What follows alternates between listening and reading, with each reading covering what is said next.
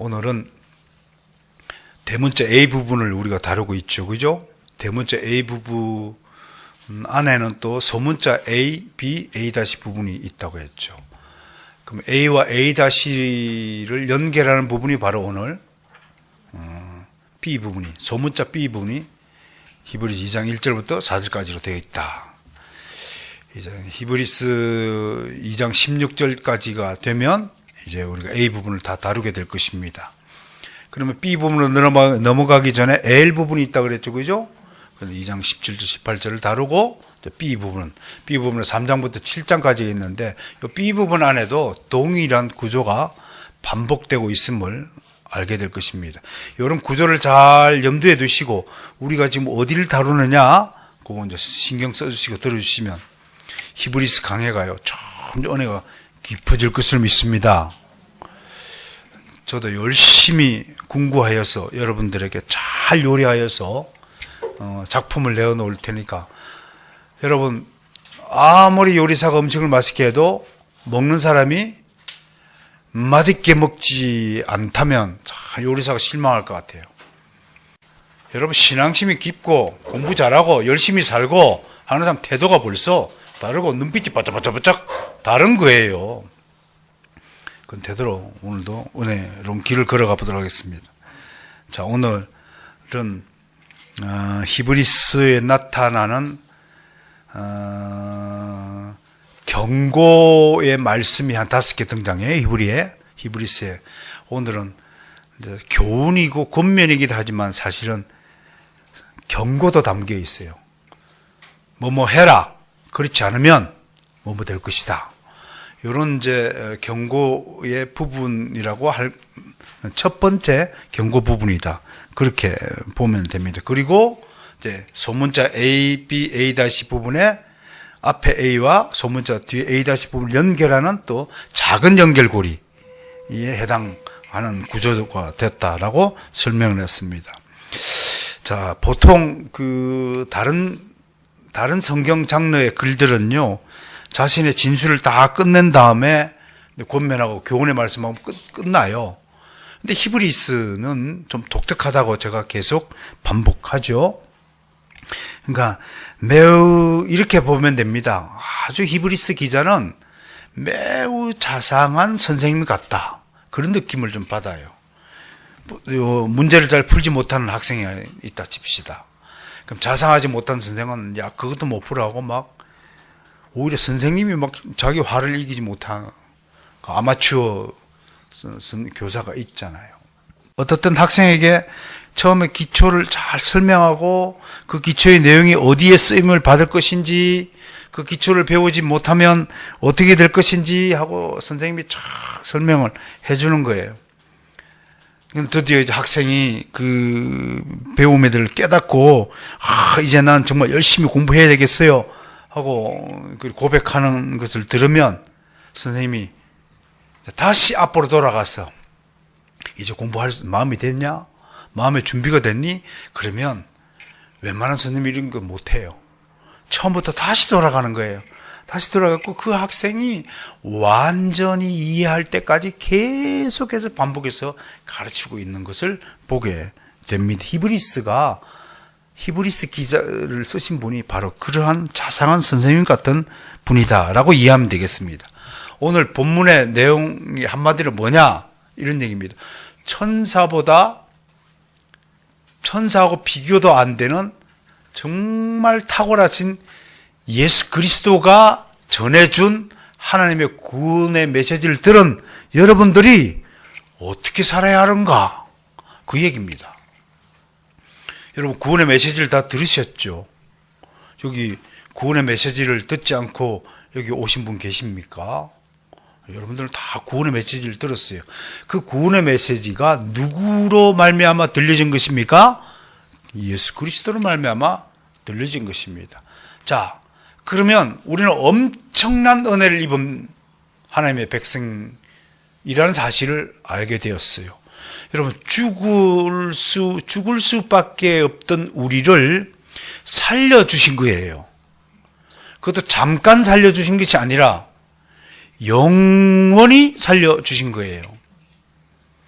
물론 예수 그리스도를 믿지 않은 사람, 내가 죽었다고요?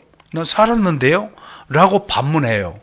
예수 믿지 않고 지금도 집안에서 끙끙거리고 TV나 보고 있는 불신자들 대부분은 자기가 죽은지를 몰라요. 넌 살고 있는데? 그 죽음은요, 인간의 생명은 육체적 생명뿐만 아니라 영적 생명이 따로 있다는 사실을 모르는 거예요. 그러니까 사도 바울이 그러는 거예요. 불신자들, 거듭나지 못한 사람들은 살았으나 실상은 죽은 자라고 얘기하는 거예요. 그럼 무슨 얘기예요? 영적인 생명은 완전히 사망한 상태에 있었던 거예요. 이것은 예수 그리스도가 아니면 영적인 생명을 다시 소생시킬 수 있는 분이 없다고 말하는 거예요. 여러분 모두는 육체적 생명뿐만 아니라 영적 생명을 이제 완전히 소생받았음을 믿으시길 바랍니다. 이 생명은 이제 영원히 꺼지지 않습니다. 육체적 생명은 그저 주어진 시간 안에만 숨을 쉬도록 그렇게 프로그래밍 되어 있어요. 여러분, 차도 새 차를 사도 얼마 동안 쓰면 폐차해야 되잖아요. 몸도 마찬가지예요. 몸도 시간이 되면 폐기 처분을 하는 거예요. 흙으로 만들었으니 흙으로 돌아가는 거예요. 무덤이라는, 자궁이라는 무덤에서 태어나서 묘소라는 무덤으로 돌아가는 것이 육체적 인생이에요. 예수 안 믿는 사람들의 인생은 요람에서 무덤까지예요. 딱 거기까지예요. 그런데 예수 믿는 우리는 요람에서 영원까지. 아니요. 우리가 태어나기 이전부터 우리는 하나님의 뜻과 계획 안에 존재했던 사람들이에요. 우리의 생명력은, 이 영적인 생명은 영원에서 영원까지 이어진다는 사실을 믿으시길 바랍니다. 그러니까 이 구원의 메시지, 이 영원한 생명을 공짜로 선물 받은 우리가 도대체 어떻게 살아야 될 것인가 하는 문제를 다루는데, 도대체 사도 바울의 가르침도 있지만 히브리스 기자는 우리에게 어떤 교훈과 권면과 경고를 하는가. 한마디로 그러니까 이런 얘기입니다. 오늘 이 메시지를 세 가지로 설명하면, 먼저 명령을 합니다. 이렇게 살아라, 명령을 합니다. 그 다음에 두 번째는요, 순서가 좀 바뀌었는데 본문에서는요, 왜 이 명령을 따라야 하는가, 그 이유를 설명합니다. 이게 굉장히 중요합니다.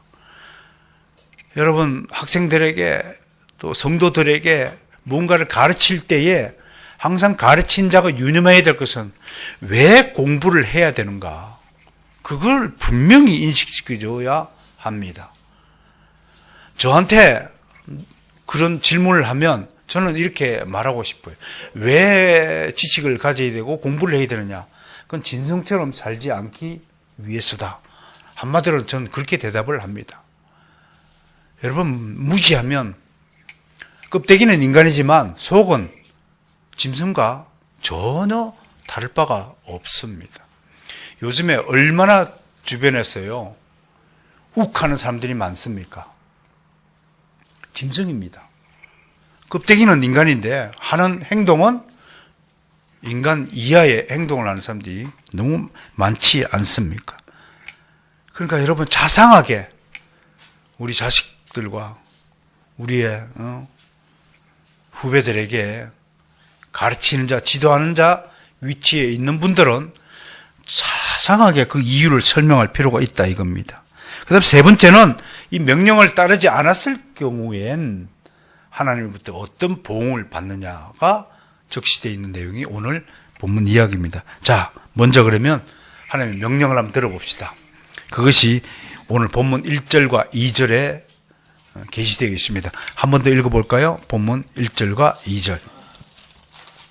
시작. 그러므로 우리는 들은 것에 더욱 유념함으로 우리가 홀로 떠내려가지 않도록 함이 마땅하니라. 천사들을 통하여 하신 말씀이 견고하게 되어 모든 범죄함과 순종하지 아니함이 공정한 보응을 받았거든. 그랬습니다. 자, 이것을 제가 4가지로 정리하여서 여러분들에게 소개합니다. 첫 번째, 지금까지 들은 복음의 메시지를 유념하라. 그렇게 말씀하십니다. 영어 성경에는 pay more careful attention 이렇게 되어 있어요. 주의하라. 더 많은 주의를 기울이라. 우리 인생을 살면서도 훈련받지 못한 사람들이 대부분 부주의한 인생을 살죠. 많은 걸 놓칩니다. 나이가 들어도 부주의해집니다. 일었을 때 핸드폰을 놓고 다니는 일들이 얼마나 많은지요. 지갑은 또 특히 이제 우산 같은 것은요. 이거는 우산은 주인이 없다며요. 항상 일단 놓고 다니니까. 조금이라도 훈련을 좀 받은 분들은 좀 괜찮은데 일상생활에서 얼마나 주의력이 상실이 되는지요. 주의라는 한자 뜻이 뭔지 아세요? 주인의 뜻을 살피다가 주의입니다. 주인의 뜻입니다. 주의. 그걸 살피라는 것이 유념하다는 것입니다. 말한 사람의 뜻을 잘 간파하는 것이 중요하다는 것입니다. 윗사람의 의중을 살피는 거, 이거 아랫사람이 할 도리죠.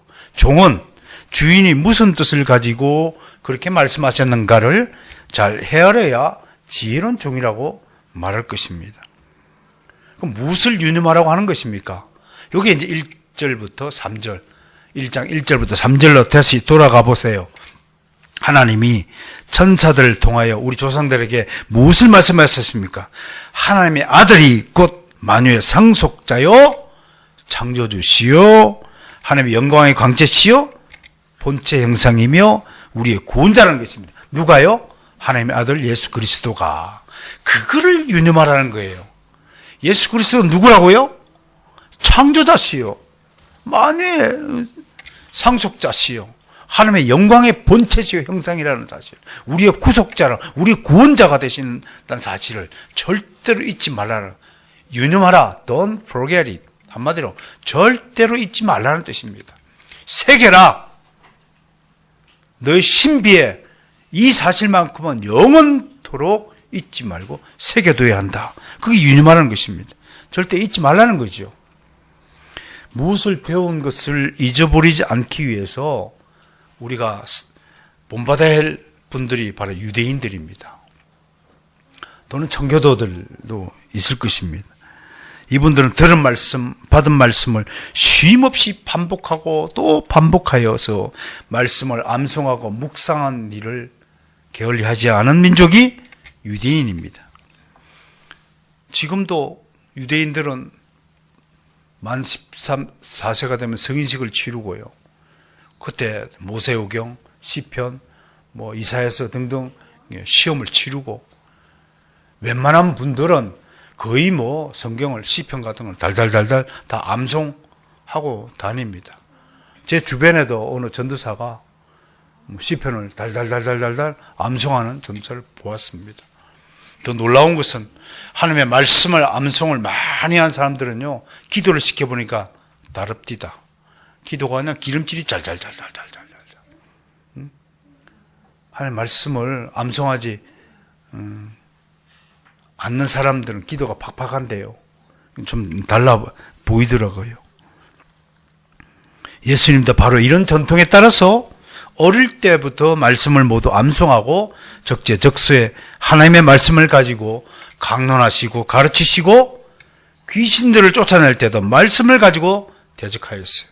광야 시험 받을 때 사탄이가 다 말씀을 교묘하게 왜곡하여 던질 때마다 하나님의 말씀을 가지고 그대로 대응했던 사실을 우리는 알고 있습니다.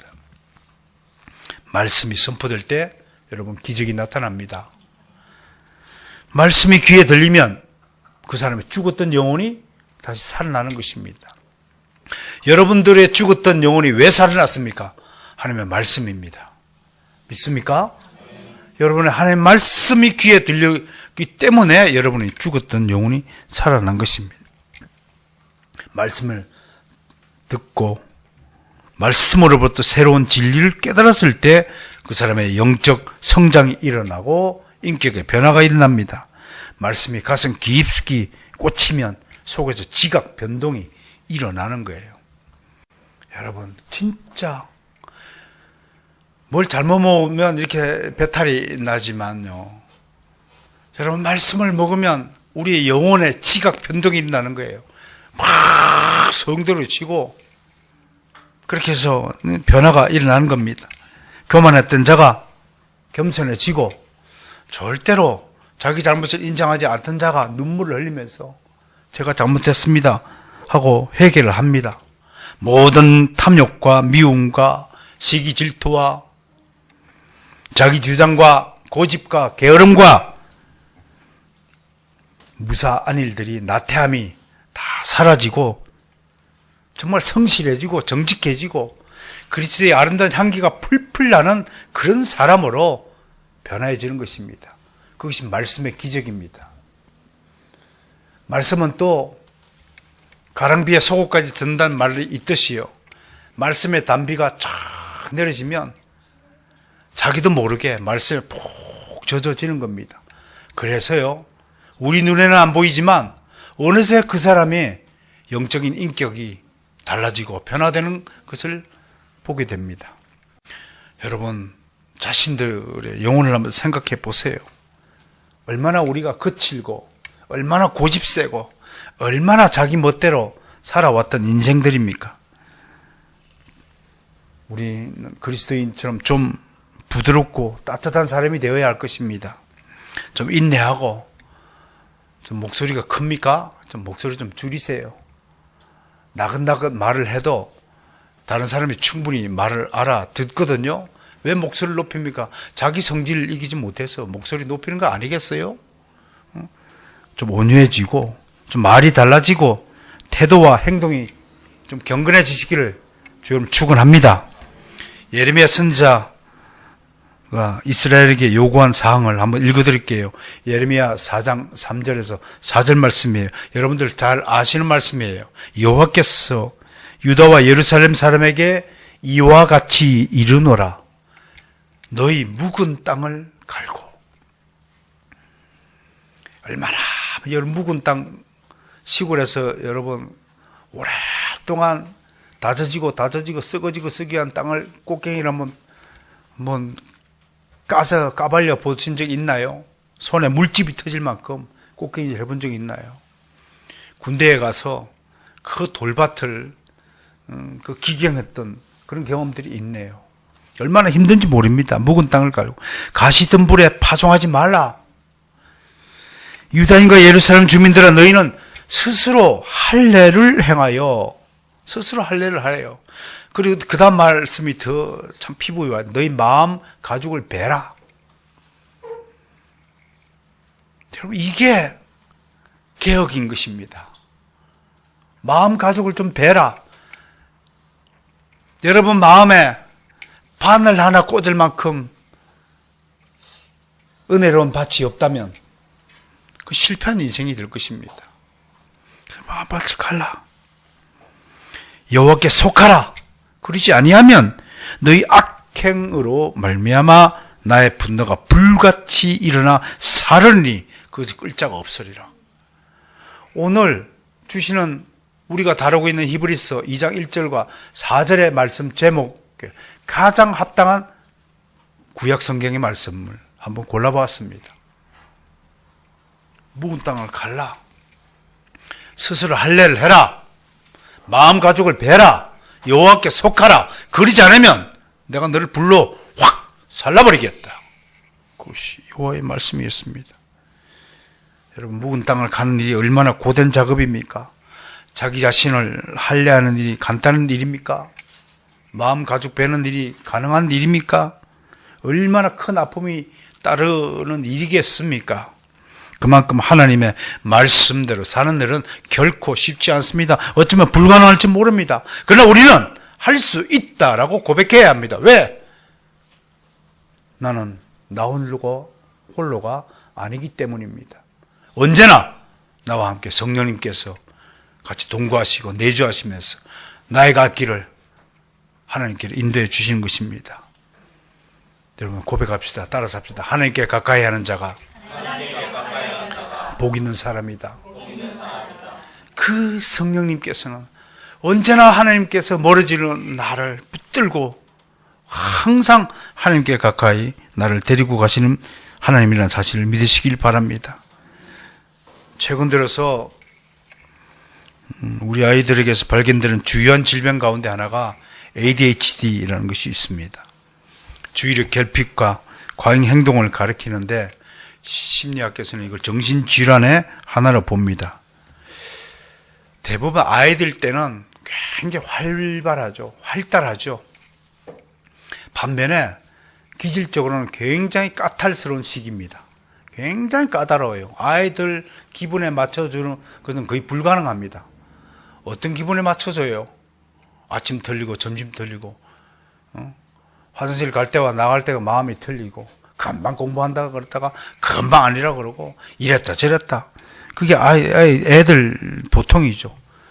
그래서 그렇게 표현하잖아요. 우리 아이들 보면 발밑에 뭐가 달렸다고요? 모터가 달렸대요. 얼마나 싸돌아다니는 게 좋아하고 잠시도 가만히 있지 않고 움직이다 보니까 아이들 때는 사실은요 뭘 하나를 자세히 살펴보지 못합니다. 우리 미류 같은 아이는 좀 특별한 아이예요. 자세히 살펴보는 집중 깊게 관찰하는 왜? 움직이니까 보일 수가 없죠. 근데 이런 것들이 좀 과하여 어떤 경우에도 주의를 집중하지 못하는 단계를 발전하면 이건 좀 문제가 됩니다. 지금의 세속 문화, 세상 문화는 아이들로 하여금 주의를 산만하게 만듭니다. 그래서 아이들은 정적인 것을 싫어합니다. 가만히 있는 거. 이거 기적입니다. 지금 여러분, 우리 아이들 여기 나와가지고 하나님 말씀을 듣는 아이들은 지금 기적을 연출하고 있습니다. 여러분들은 지금 기적을 행하고 있는 것입니다. 다른 게 기적이 아닙니다. 이게 앉아서 하나님 말씀을 듣는다? 있을 수 없습니다. 우리 동훈이, 연호, 하일이가 앉아서 이 듣는 거는 기적입니다, 여러분. 있을 수가 없어요. 하영이가 어떻게 지금 앉아서 말씀을 듣습니까? 두 다리를 팔짝팔짝 뛰고 막 뛰어다 놀아야 될 나이가요. 그 정적인 걸 싫어하고 충동적입니다. 이 주의력이 지나치게 결핍이 되면요, 절제를 못하고 나중엔 매우 공격적인 양태를 나타내 보인다고 합니다. 이걸 어릴 때부터 잘 다듬고 고치지 못하면 어른이 되었어도 성인 아이가 되어가지고요, 이 한번 굳어진 성인 아이는 정말 이거는 천지개벽이 일어나도 그 사람 바꾸지 못합니다. 우리가 할 수 있는 일은 그런 사람하고는 되도록 떨어져 지내는 것이 유일한 해결책입니다. 그야말로 욱 하는 시한폭탄형 인간이 만들어지는 겁니다. 어릴 때부터 그렇게 가정교육을 받고 그렇게 자라면 이런 시한폭탄들이 되는 겁니다.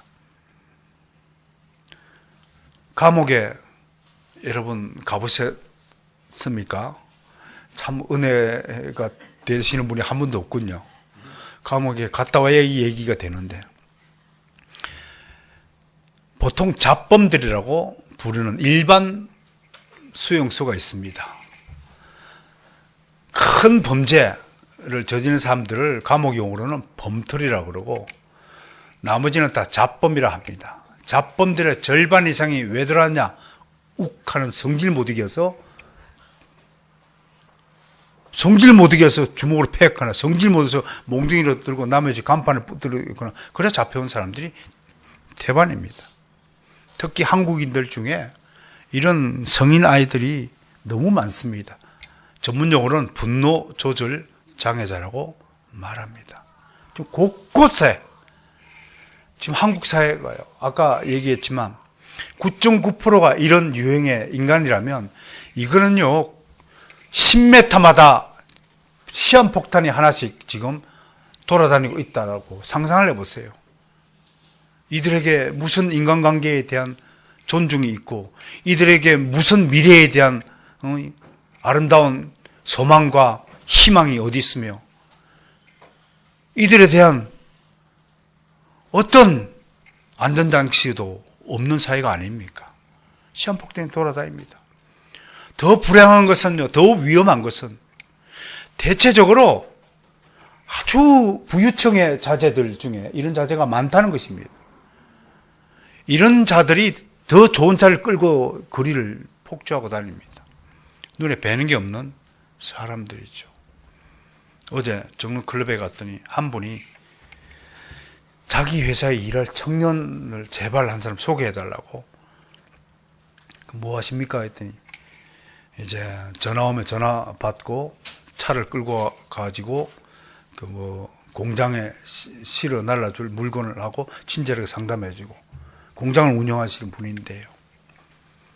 그 월급은 좀 다른 데보다 많이 줄 테니까 아무리 눈을 씻고 찾아도 일하고자 하는 한국의 젊은이들이 없다고 하는 것입니다. 탄식을 합디다.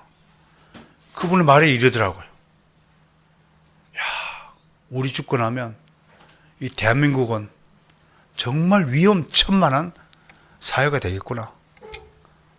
그래서 자기는 올해까지만 하고 다 팔고 이민 가는 것이 상책이다.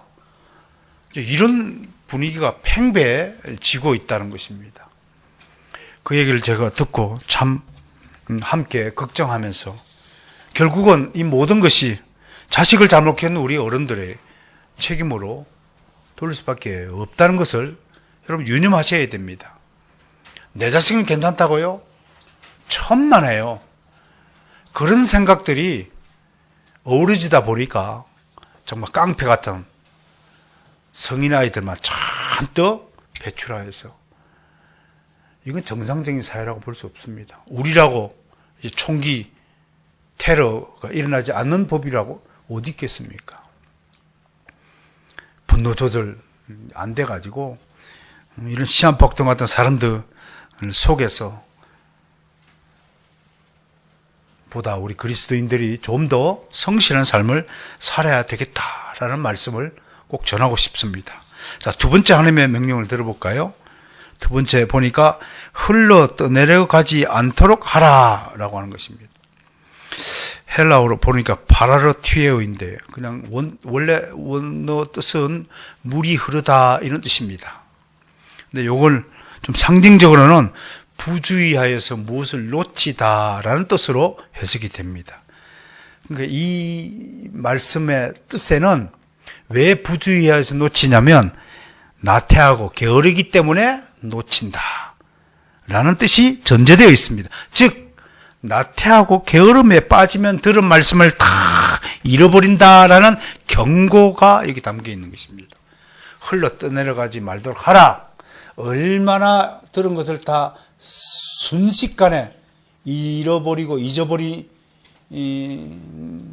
것을 안타까워했으면 히브리서 기자가 이렇게 말씀하겠습니까? 나는 한 가지 사실은 분명히 압니다. 설교를 하면서. 오늘 들은 설교의 말씀을 여러분들이 교회 문 열고 나가는 순간에 다 잊어버린다는 사실을 내가 충분히 알고 있습니다. 하나님은 바로 여러분들의 그 속성을 깊이 꿰뚫고 하나님의 말씀을 흘러 떠내려가는 우를 범치 못하도록 그런 사람이 나태하고 게으른 족속이라고 경고하시는 것입니다. 살면서 우리는 수많은 부주의와 게으름으로 원래 이것들을 놓치고 잃어버리고 삽니다. 수많은 계획들을 세우지만 그대로 지키고 완수하는 이들은 극히 드뭅니다. 작심삼일이죠. 헛맹세들이 얼마나 많습니까? 사랑한다고 고백하며 그렇게 열렬한 마음을 고백했던 그 사람들은 지금 다 어디로 갔습니까? 소중한 이들이 여러분 곁에 얼마나 남아 있습니까? 반드시 이행해야 했던 계획들을 얼마나 지키지 못하고 세월을 낭비했습니까? 아침에도 제가 계산했지만 배 아픈 가운데도 묵상 기도하면서 하나님이 큰 깨달음 하나 주셨습니다. 100세 시대니까 100세를 시간 달인하면 약 한 90만 시간쯤 되더라고요. 24시간 곱하면. 여러분, 우리의 인생은 하나님이 정해두신 한도 내에서만 사는 것입니다. 믿습니까? 그 시간으로 따지면 평균적으로 100세라고 하면 87만, 90만 좀 돼요. 좀 길게 살면 100만 시간 산다고 치자고요. 그 중에 게으른 사람, 잠자기 좋아하는 사람은 하루에 10시간을 자는 사람도 있다고. 10시간 자면 거의 45%를 자기 주어진 시간을 낭비하는 사람이에요. 잠으로 낭비하는 사람이에요. 여러분, 우리 인생이 얼마나 나태하고 게으른 족속인가를 수치적으로 좀 증명하는 거예요. 그 중에서 3번이나 밥 먹고 똥 싸고 놀러 다니고 멍 때리느라고 아무 생각, 너 무슨 생각인지 모르겠는데요. 요즘 아이들 특징이 멍 때리는 거예요. 너 왜 그러니? 그냥요. 그냥 족. 아무 이유 없어요. 물으면 그냥요. 그냥이 이유가 됩니까? 이유 없는 이유를 말하는 족속을 그냥 족이라 그런대요. 아이들이 입 벌었잖아. 그냥요. 너 왜 하니? 그냥요. 그냥이래요. 나 한 장, 두 장이 있는 건 들어봐도 그냥이 있다는 것은 내가 못 들어봤어요. 그렇게 대답을 해요. 이유 없는 이유예요. 그게 이유가 됩니까? 그럼 멍 때리는 거예요. 아무 생각이 없는 거예요. 그렇게 3분의 1을 보내요. 그럼 90만 시간에서 3분의 1을 잠으로 보내고 3분의 1을 멍 때리를 보내고 3분의 1은 뭐예요? 뭐 할까요? 연애하고 친구 만나고 춤추고 여행 다니고. 그럼 공부는 언제 해요? 없는 거예요. 결국은 공부할 시간이 없는 거예요. 여러분, 그런데 아침에요, 배가 아파 털털 굶으면 기도를 하는데 갑자기 이런 생각이 들었어요. 우리가 보통 빈손으로 왔다가 빈손으로 간다고 그러잖아요. 근데 그것이 지금까지 맞는 소리인 줄 나도 알고 있었어요. 근데 오늘 새벽에 기도하면서 그게 틀렸구나 라는 것을 알게 되었어요. 왜? 우리가 손에는 하나님께 들고 가지 못하지만요, 하나님께 가지고 갈 것이 딱 하나 있더라고요. 그게 뭐냐? 빈손으로 왔고 빈몸으로 왔지만 하나님께 들고 갈 것이 있어요. 내 머릿속에 담긴 것은 하나님도 없애지 못하는구나 라는 것을 깨달았어요. 할렐루야. 놀라지도 않네. 놀렐루야. 머릿속에 집어넣은 것은 없애지도 않는 거예요. 하나님도 없애지 못해요. 하나님에 관한 지식으로 충분한 걸 가지고 하나님께 가시는 성도들이 되시기를 주님 축원합니다. 이야, 얼마나 놀라운 깨달음인가요? 죽을 때 빈손으로 가는 게 아니에요. 하나님에 관한 지식을 가지고 가야 되는 거예요. 그러니 시간을, 세월을 아껴라 하는 사도 바울의 가르침대로 시간 계획을 잘 세워서 낭비하는 인생이 되지 않기를 주님 축원합니다. 참 생각하면 정말 부끄러운 일들 뿐입니다. 하나도 하나님 앞에 자랑스럽게 꺼내놓을 것이 없더라고요. 그저 하나님이 나의 허물과 죄악들을 가려주시는 은혜를 베푸시기를 간구할 뿐입니다. 정말로 이런 생각을 해봤어요. 하나님 앞에 내 모든 것들을 하나하나씩 다 꺼내가지고 다 진열해놓고 하나하나 따지면 나는요, 10,000번, 억만 번을 죽어도 마땅한 존재더라고요. 얼마나 게으르고, 얼마나 무책임하고, 얼마나 거짓말쟁이고, 얼마나 정말 얍삽하고, 얼마나 기회적이고, 얼마나 이기적이고, 얼마나 못된 존재입니까, 우리가? 하나 또 따져봐요. 당신 가운데서 선한 것이 단 한 개라도 있습니까? 우리 모두 그렇게 말할 수 있는 사람 아무도 없습니다. 자기 자신을 들여다보세요. 얼마나 부끄러운 일들입니까? 거듭나기 전에 우리는 전적으로 타락했던 죄인들이었습니다. 수억 년을 감옥에 갇혀 고행을 거듭한다고 해도 이 죄값을 다 치를 수 없는 지독한 죄인 중에 죄인일 뿐이라고 하는 것입니다. 그런데 우리 주님께서 나 같은 죄인을 위하여 죽으셨단 말입니다. 피 흘려 죽으셨어요. 그 고통의 3시간을 십자가에 달려가지고 그 모자 찔린 몸을, 그 무거운 몸이 아래로 내려올 때 그 얼마나 찢겨지는 고통, 이걸 못 느끼면 그건 죽은 사람입니다. 예수 그리스도의 십자가에 못 박힌 이 고통이 내 가슴 속에 꽉 느끼지 않으면 그건 정말로 사탄의 자식입니다. 그건 뱀의 자식입니다. 마귀 자식입니다. 틀림없습니다. 공감이라는 것이 무슨 뜻인지 아십니까? 그리스도에게는 반드시 주신 은사가, 우리 모두에게 주신 은사가 있는데 그게 공감 은사입니다. 공감은 타인의 아픔을 내 아픔으로 여기는 것입니다. IT에서 지진이 났어도 내가 아파해야 됩니다.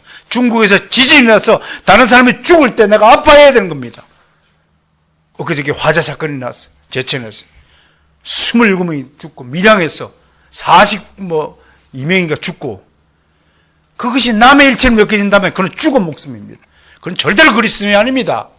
공감 능력,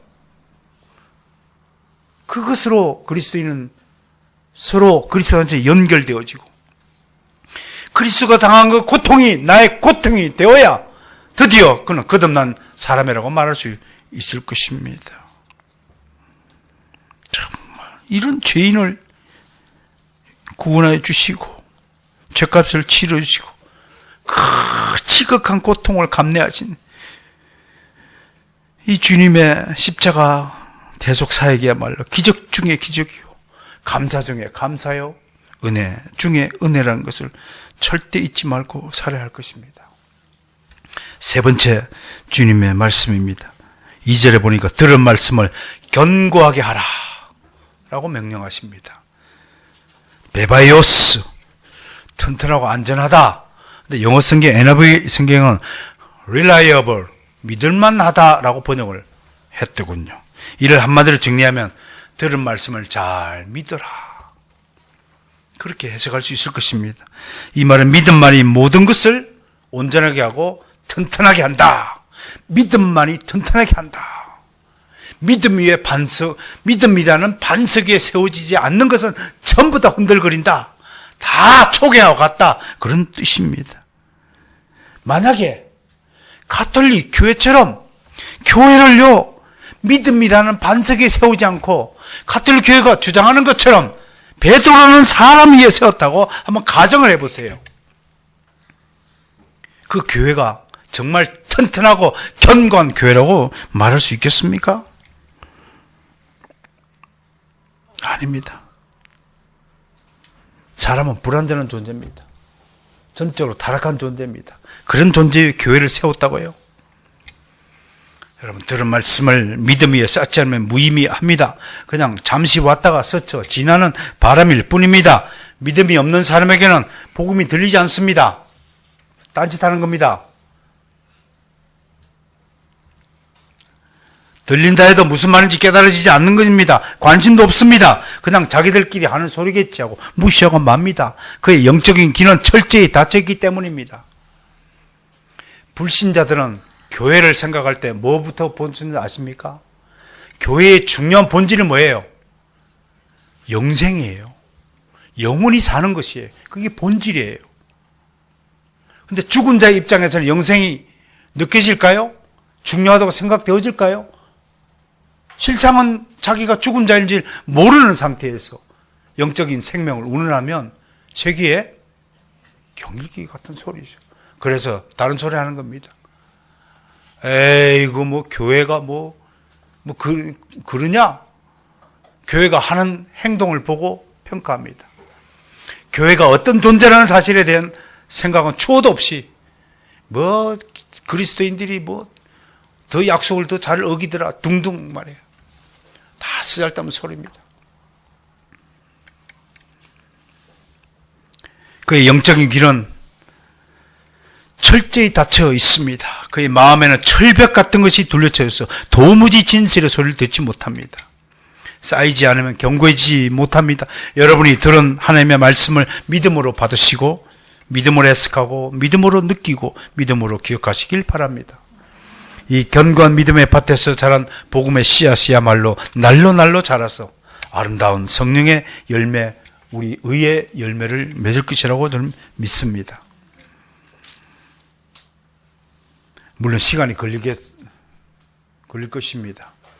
우리 민서가 탄탄한 믿음을 가지기에는 시간이 걸릴 것입니다. 그러나 걱정하지 마세요. 하나님의 작정하신 시간은요, 지루하고 미적거리는 법이 없습니다. 하나님이 정하신 그때에 정확하게 이루어집니다. 우리 권사님 지금까지 그 원감직에 오르기 위해서 많은 기도와 노력했지만 하나님의 입장에서 보면 그때가 필요했던 것입니다. 그 인구의 시간들이 있었기 때문에 더 훌륭한 유치원 원감으로서 역할과 사명과 위치를 잘 고수하실 것입니다. 여러분들도 마찬가지입니다. 여러분들이 무엇이 하고 싶으면 기도하십시오. 그리고 그 일을 할 수 있을 만한 자격이 나한테 있는가를 먼저 성찰해야 할 것입니다. 가장 불행한 사회가 어떤 사회이겠습니까? 가장 불행한 국민은 대통령이 아니 될 사람이 대통령이 되었을 때 불행한 국민이 될 것입니다. 더 이상은 잘못된 가치관을 가진 대통령이 이 땅에 자리 잡지 않아야 할 것입니다. 당신의 열매도 반드시 하나님의 시간표에 따라서 열매를 맺어질 것이라고 생각을 합니다. 네 번째 2절에 보니까 말씀에 순종하라라고 명령하십니다. 인간은 본성적으로 다른 존재의 지배를 받거나 간섭받기를 싫어하는 독보적인 존재입니다. 자신에게 주어진 자유의지를 오직 자기 영광과 유익을 위해 사용하고자 하는 이기적 존재입니다. 모든 인간이 이기적이라는 것에 유념할 필요가 있습니다. 논리적으로 모든 인간이 이기적이라면 모든 인간이 만들고 모든 인간들이 어우러져 사는 사회는 이루어질 수 없습니다. 전부 이기적인데 어떻게 사회라는 공동체가 형성될 수 있겠습니까? 그래서 하나님은 인간의 이기적인 본성을 제어하기 위해서 율법을 주신 것입니다.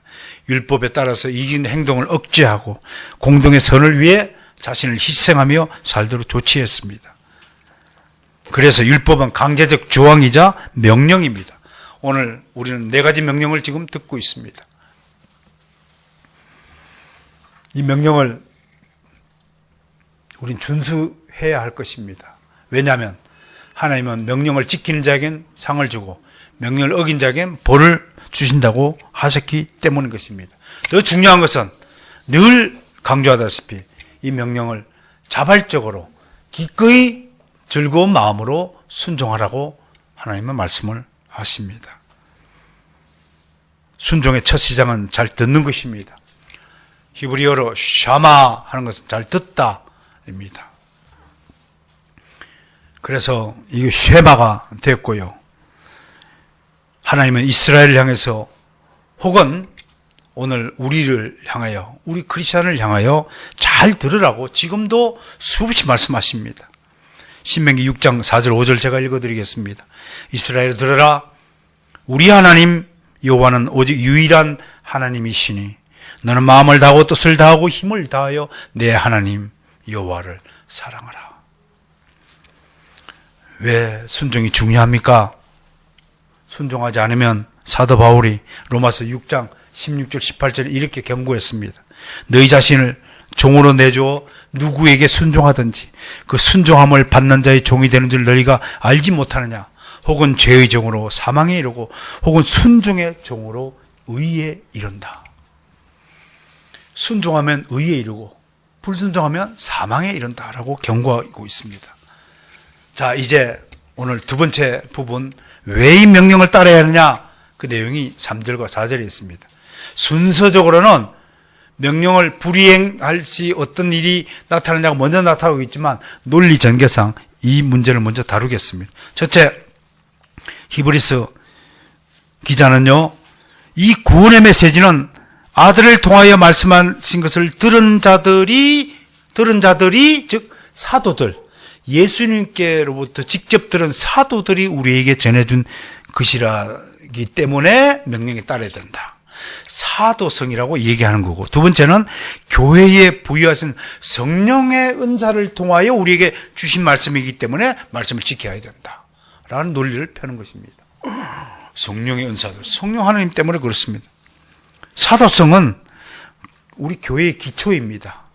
예수님이 직접 임명한 사도들이 전해준 그 사실은 예수님이 직접 말씀하신 것과 동일한 것으로 보기 때문에 우리가 사도성이라고 말하는 것입니다.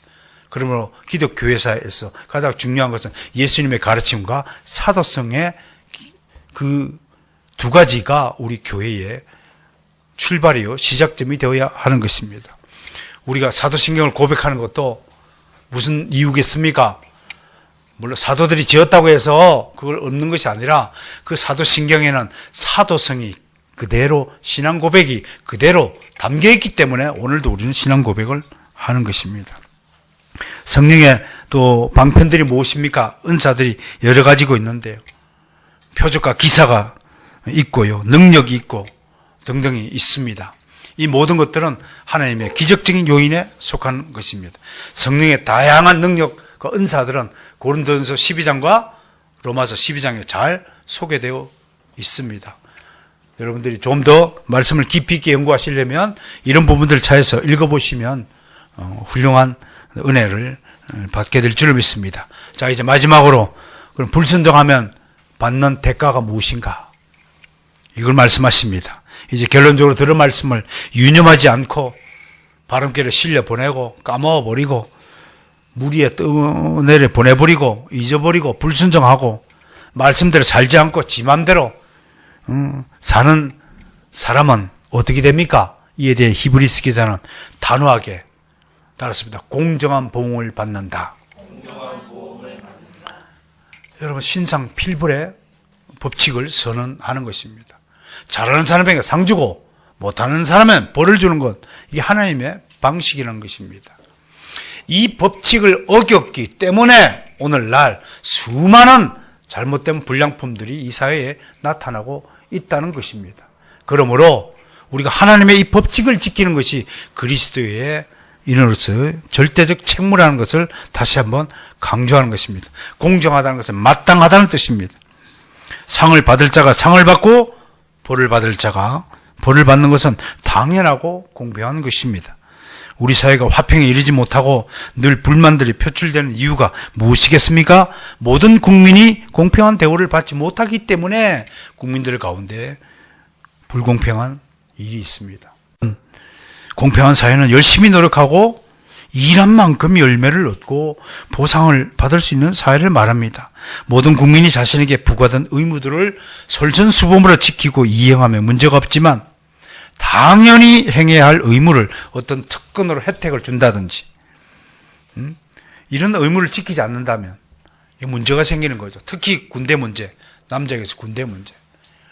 빽 있고 돈 있고 힘 있는 사람은 아들, 자식을 군대에서 확 빼버리고,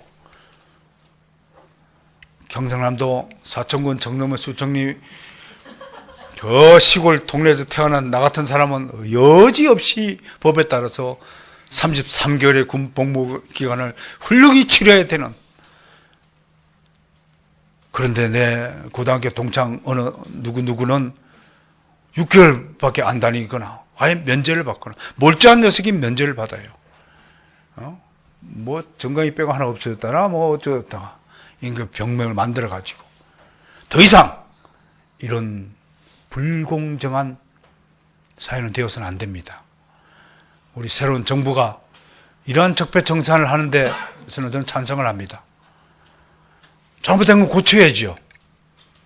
뒤로 돈 받아먹고 편리를 봐주고 하는 일들 있으면 안 됩니다. 함께 우리 그리스도인들, 특히 바로선교회 성도들은 모든 면에 있어서 정직하시고 모범이 되시기를 주님 축원합니다. 그러나 악한 세력들은 언제나 자신에게 부과된 의무들을 다른 사람들에게 지우고 자신은 혜택을 받아 누리기를 즐겨합니다. 하나님은 바로 이런 자들을 절대로 방치하지 않습니다. 하나님은 인간이 행한 대로 보응하십니다. 리트리부션인데요. 영어가 재미있습니다. 트리부션, 네가 행한 대로 대접하겠다. 예수님 뭐라 그랬어요? 제가 언제 선을 행했습니까? 자기도 모르게 예수님, 자기도 모르는 선행을 예수님이 했다고 그러니까 네가 작은 소자에게 냉수 한 그릇 떠준 것까지 내가 기억하노라. 이야, 그 말씀에서 저는 엄청난 격려를 받습니다. 이야, 말 한마디 따뜻하게 하는 것도 주님이 다 기억하시는구나. 여러분, 말 한마디로 세상은 천낭비 갚는다 그러죠? 그 유교주의입니다. 우리는 말 한마디로 천낭비 갚는 거 아닙니다. 말 한마디에 한 사람의 영혼을 살리는 것입니다. 그게 성경주의자입니다. 하나님 중심주의자입니다. 여러분, 신본주의가 되시기를 주님 축원합니다. 하나님의 주권주의가 되시기를 축원합니다. 성경 중심주의가 되시기를 축원합니다. 인본주의 버리시기요. 자유주의 버리셔야 됩니다. 유교주의 버리셔야 됩니다. 철저히 환골 탈 때 해야 할 것입니다.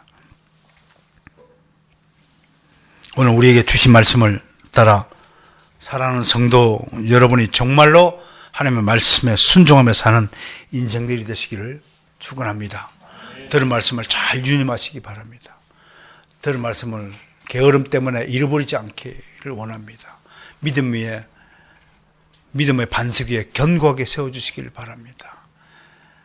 잘 믿으시길 바랍니다. 잘 순종하시길 바랍니다. 그리하여서 하나님이 약속하신 것 순종하는 자에겐 하나님의 큰 축복의 상이 기다리고 있다는 것을 우리는 분명히 믿고 하나님께 영광을 올려드리는 것입니다.